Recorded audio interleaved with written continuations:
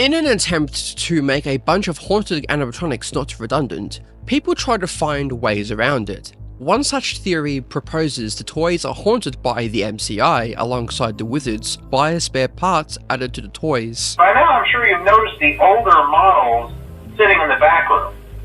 Those are from the previous location, and we just use them for parts now. However, I don't think that's the case, nor do I think it's as simple as adding a few gears from Withered Bonnie over here to a new and flashy toy Bonnie. So come on this journey with me, and let's see what we can discover. First, how do spirits come to haunt animatronics? From William in the fourth closet, we learn that the spirit follows the flesh, as well as the pain. From this, we learn that if a person has physical contact with an animatronic or is in close proximity to one, their spirits will tether to the animatronic. This is why William stuffed the kids in the suits in the MCI. He wanted their spirits to haunt the suits, giving the animatronics new life. So that's where they died, in the suits, resulting in their souls tethering to the suits via their flesh and pain. This can also be seen with Charlie in the security puppet minigame. The puppet embraces her. Due to the physical contact or close proximity, her soul was able to latch onto the puppet. We even see Jake's soul in Fazbear Frights attached to the Simon doll after he passes away in the Real Jake story, without ever touching or seeing the doll. So applying this knowledge to what we see in the Save Them minigame, it's reasonable to say that this set of kids haunt the toy animatronics. We even see Mangle moving with a body in the same room. Mind you, the sprite for Mangle in the files is called He Was Here. Another correlation of this incident with the purple guy outside of him being present. Before we continue, I want to make this clear.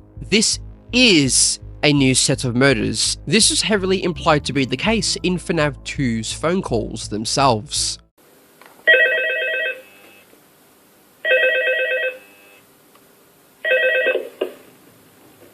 Oh, hey, before I go, I wanted to ease your mind about any rumors you might have heard lately. You know how these local stories come and go and seldom mean anything. I can personally assure you that whatever is going on out there, however tragic it may be, has nothing to do with our establishment. It's just all rumor and speculation, people trying to make a buck, you know. Our guard during the day has reported nothing unusual, and he's on watch from opening till close. Okay, well anyway, hang in there and I'll talk with you tomorrow. Okay, so just to update you, there's been somewhat of an investigation going on. We may end up having to close for a few days, I don't know. I want to emphasize, though, that it's really just a precaution. Fazbear Entertainment denies any wrongdoing. These things happen sometimes. It'll all get sorted out in a few days. Just keep an eye on things and I'll keep you posted. Just as a side note, though, try to avoid eye contact with any of the animatronics side if you can. Someone may have tampered with their facial recognition systems. We're not sure. But the characters have been acting very unusual, almost aggressive toward the staff. They interact with the kids just fine, but when they encounter an adult, they just stare. Hey, keep a close eye on things tonight, okay? From what I understand, the building is on lockdown. No one is allowed in or out, you know, especially concerning any previous employees. When we get it all sorted out, we may move you to the day shift. A position just became available. We don't have a replacement for your shift yet, but we're working on it. What on earth are you doing there? Didn't you get the memo? The place is closed down, at least for a while. Someone used one of the suits. We had a spare in the back, a yellow one. Someone used it. Now none of them are acting right. Listen, just finish your shift. It's safer than trying to leave in the middle of the night. We have one more event scheduled for tomorrow, a birthday. You'll be on day shift. Wear your uniform. Stay close to the animatronics and make sure they don't hurt anyone, okay? During the night of the previous week, William Afton as the nighttime security guard convinces some kids or teens to stay back after closing hours. Once they come out of their hiding spots, William, in the Golden Freddy suit potentially, takes the opportunity to murder these kids throughout the pizzeria. After all was said and done, William possibly waits to see what the other possessed animatronics do, or if these kids will also possess the toys. Once he gets his results, he alters the camera footage, eradicating proof of what's happened, disposing of the bodies, and finishing his shift like nothing happened. Well, that was all just to make a story out of what's happened. This is how I imagine it all went down. Regardless, there is another set of murders at the FNAF 2 location. As the week progresses, the kids in the toys become more aggressive towards staff while treating the kids like normal. All the while, Fazbear is trying to detract any suspicion away from their establishment, given their previous history, until the inevitable investigation of the location and realization that another incident happened. Now, let me ask you this. Why would Scott introduce a new set of animatronics and a new set of murders within the FNAF 2 establishment and not have these kids possess the toys? There is no reason to introduce a new set of victims alongside new animatronics and for their behaviors to not be related. This brings us to the next point. The toys contain spare parts of the Withereds, thus allowing the MCI to haunt the toys. This is theorized to be how the MCI come to haunt the toy animatronics due to the nature of Remnant. Adding spare parts from a haunted vessel essentially breaks the spirits in the Withereds, adding that broken soul to a new vessel. However, we have to remember that the concept of Remnant was not a thing Scott would have had in mind at the time of FNAF 2. Remnant and the concept of removing souls to new vessels was only introduced in Sister Location, and even then was not name dropped until Freddy Fazbear's Pizza Sim, with Molten MCI being shown to us via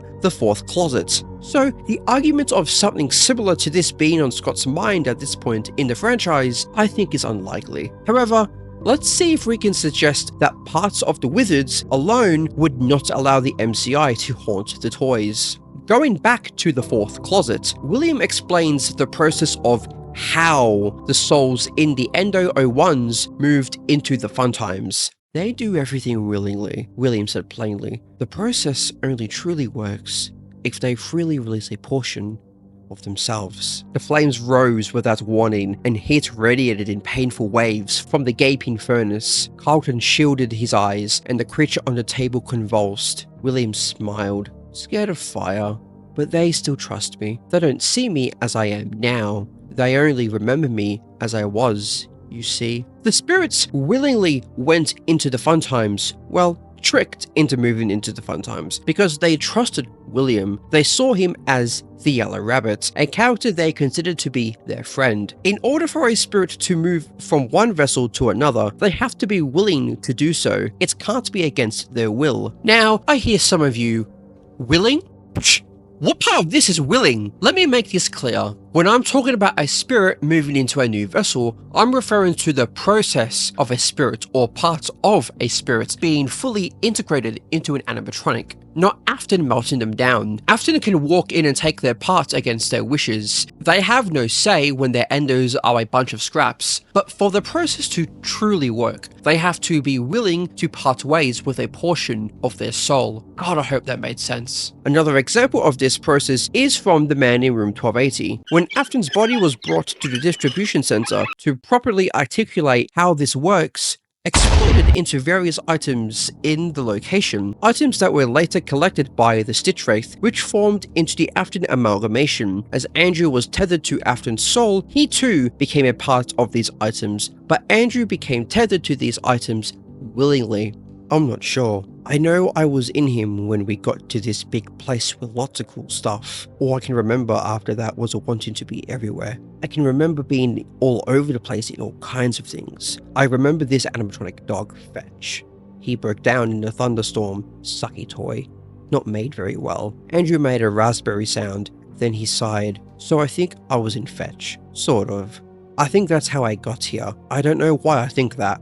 I just do. Now that we know how the process works, does this hold up with the toy animatronics and MCI? While there is nothing to suggest the MCI were unwilling to move into the toys, besides Scott not having the idea of this concept during FNAF 2, I don't think it's as easy as adding spare parts to the toys to cause the MCI to move into them. Why do I believe this to be the case? To answer this, I want to ask another question. If it was just as simple as adding a few gears to a toy animatronic from a Withered, then why did Afton have to melt down the classic endos to move them into the fun times? If it was just as simple as adding spare parts to new vessels, Afton would have no problem just breaking down the endos and chucking a few parts into the fun times and calling it a day. Well, he would have if it hadn't been for... But he didn't, and I think we're given the answer as to why. Within the pages of the book I bring up in almost every video of mine, The Fourth Closet, William explains why the spirits were melted, mixed together, and kept near heat. Heat! A voice snarled, and Carlton spun around to face a twisted man creeping out from the shadows. Heat is the key to all of this. The man went on as he haltingly approached the table. If you keep all of this at just the right temperature, it's malleable, it's moldable, and it's highly effective. Or maybe contagious is the word. I suspect you could put it in anything, but it's best to put it into something that you can control, at least to a certain extent. The metal of the animatronics, by proxy, the spirits have to be turned into a state where they are malleable and moldable to move the spirits into the fun times. This isn't just stated to be how Afton added them into the fun times in the novel trilogy, it is also shown to us in the blueprints for the scooper. When heated, no observable motion.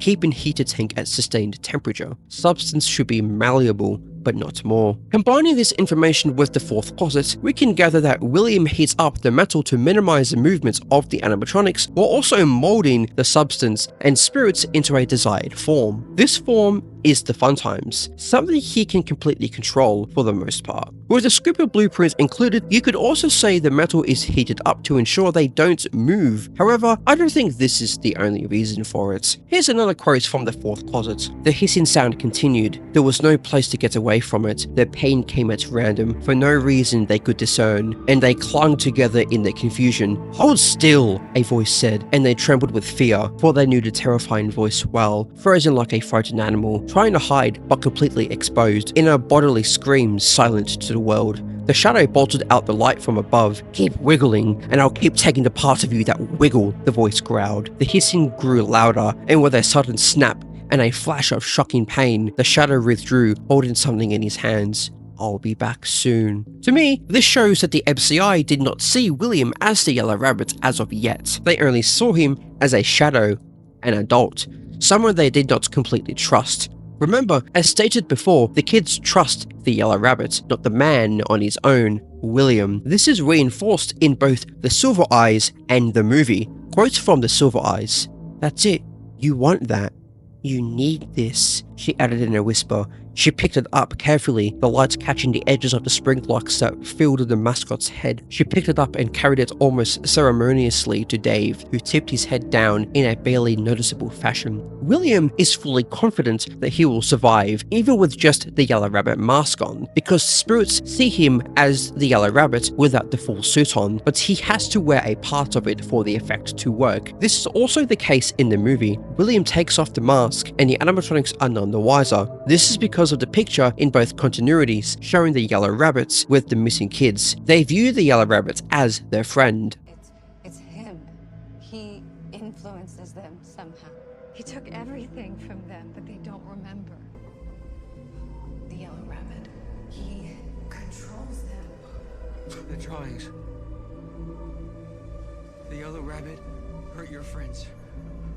Show them what really happened. However, later in the fourth closet, The kids see William as the Yellow Rabbit, even without any parts of the suit on. This is because William has broken and melted them down and broken their souls to a point where the spirits can no longer discern the man from the Yellow Rabbit. He has molded them into the form that he needs them to be in. Going back to the toys, we don't have anything to suggest the same thing happened to them other than at the very least spare parts added to them. As shown with the information provided, I don't think it's as simple as adding spare parts for it to take effect. Not to mention, as William was working as a security guard in FNAF 2, I don't think he was the one adding spare parts to the toys, so the effect would not work anyway, as the spirits would not trust anyone other than the man in the Yellow Rabbit suit. An issue with this interpretation is the Stitch-Wraith. Dr. Taggart adds the Simon doll and Fetra's battery pack to the Stitch-Wraith's endo, with Jake and Andrew's spirits haunting it. I think this can work for different reasons. Jake's soul was in the Simon doll, and as metal is the best conductor for emotional energies, as explained by Dr. Talbot in the last epilogue of Fazbear Frights, I think he came to inhabit it due to the metal's magnetism being greater, as the Simon doll was made of stuffing and cloth. In non-scientific terms,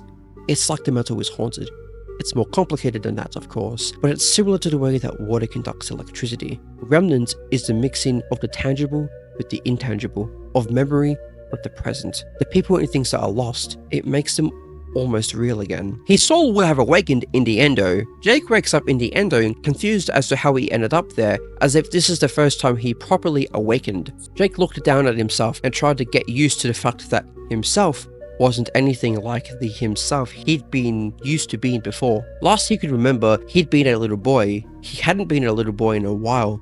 He didn't know how long, so it wasn't totally weird that he wasn't in a little boy's body anymore, but it was still pretty weird. That was in a thing that wasn't alive. It was also weird that he couldn't remember exactly who he'd been when he was a little boy. Andrew, on the other hand, possessed the battery pack, and as the vessel itself was added to the endo, he came to be attached to it. Andrew, to be fair, also has a hazy memory, but I believe this is due to his soul being shattered amongst the items from the distribution center. Flimsy?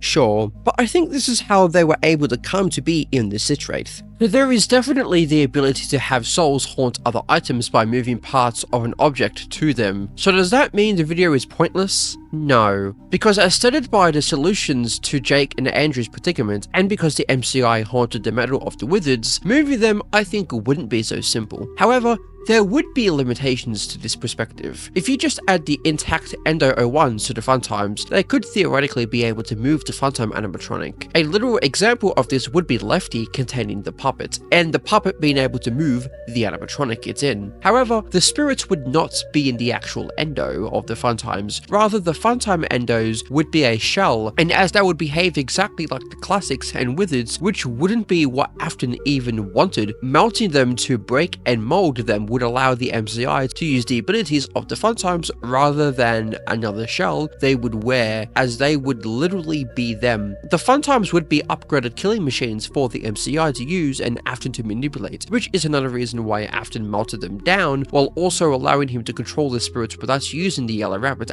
all the time. Well, at least in the novels anyway, because, you know, we know what happens.